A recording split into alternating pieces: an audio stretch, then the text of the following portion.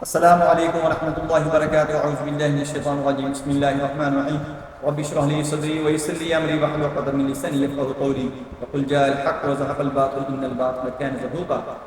خوابوں کی تعبیر کے اندر میں آج جو آپ کو خواب کی تعبیر بتانے لگا ہوں وہ ہے اشنان۔ اس سے پہلے میں کچھ گزارشات کرنا چاہتا ہوں کہ جب بھی آپ کو خواب آئے اس کی تعبیر پوچھنے کے لیے ہر ایک کو خواب نہیں سنانا چاہیے، اور خواب جو ہوتا ہے اس کی خواب آنے کا جو وقت ہوتا ہے اور یعنی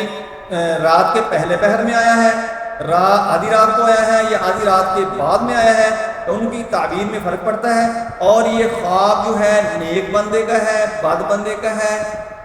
صراط مستقیم پر چلنے والے کا، نمازی پرہیزگار کا ہے، عورت کا ہے، مرد کا ہے، بچے کا ہے، یہ تمام جو خواب ہوتے ہیں ان کا فرق پڑ جاتا ہے۔ اور بادشاہ کا، فقیر کا خواب دیکھنے کا اس کی تعبیر کے اندر بھی فرق پڑ جاتا ہے۔ اس لیے آپ نے کوشش کیا کریں کہ عام بندے سے خواب کی تعبیر نہ لیا کریں، مستند بندے سے